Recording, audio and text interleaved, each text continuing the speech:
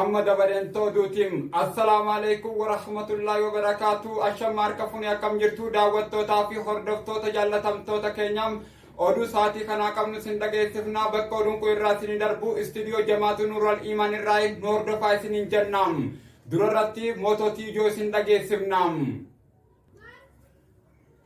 aanaa goloodaa keessatti ijoolleen abbaa ammat garmalee irbaata nyaachuudhaan ofirratti udaanuun dhaga'ameem. magaalaa wadaa keessatti guyyaa jimmataa rifeensaa fi qaamni garmalee dhiqatamuudhaan hinjireefteef irratti balaan cimaan qaqqabiyyachuudhaan dhaga'ameem.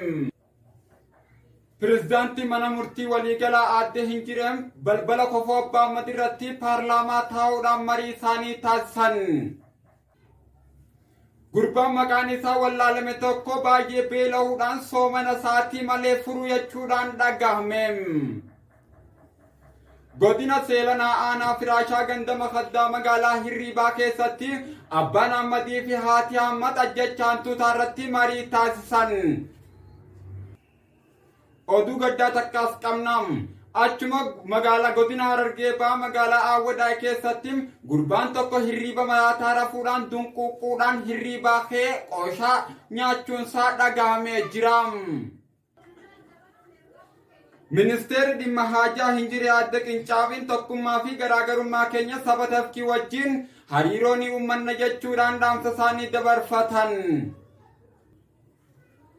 godina harargee ba'aa magaalaa awwadaa keessatti saabonni huccuudhaa qarshii 40 ta'uudhaan hawaasni waan uffate dhabe jechuun dhaga'ameem. godina harargee ba'aa magaalaa awwadaa keessatti gamtaan ulamaa gurguddoo islaamaa marii taa'uudhaan dubartoonni islaamaa hijaaba dhiisanii kofoo uffatanii qullaa deemuun isaanii kotorbaandii akka ta'e ibsaniiti jiru.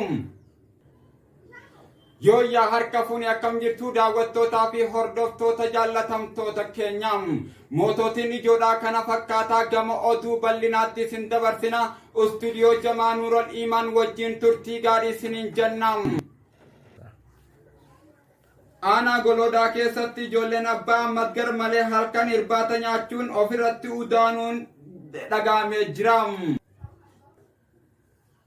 magaalaa awwadaa keessatti guyyaa jimmataa rifeensaa fi qaamni baay'een dhiqatamuudhaan bishaanii fi hoomachi balaa cimaa aadde hinjireef har'a geessee jira.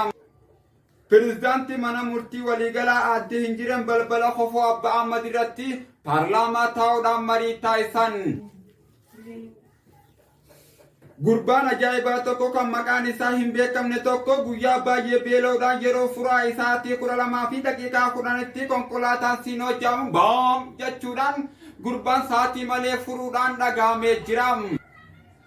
godina seelanaa aanaa firaashaa magaalaa hirriibaa gandama kaddaa keessatti abbaan ammatii fi haati ammat hantuuta irratti marii ajjechaa taa'uudhaan abbaan ammat haadha ammat garmalee rukutii ajjeesuunsaa dhaga'amee jira.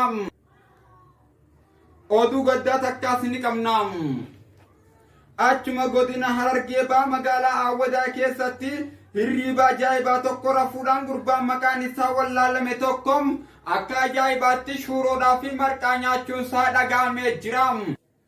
ministeerri dhimma haajaa hinjiree aadde qincaafi tokkummaa garaagarummaa fi hariiroo walitti dhufeenya keenyaa saba tafkii wajjin ni uummanna jechuudhaan akeekkachiiftee jirti. oduu gaddaa takkaas ni qabnaam. achuma godina seelanaa aanaa firaashaa gandama kaddaa godina harargee ba'aa keessatti kan argamutti gurbaan ajaa'ibaa tokko hirriiba ajaa'ibaa rafuudhaan shuuroodha jedhee ganaana nyaachuun isaa dhaga'amee jira.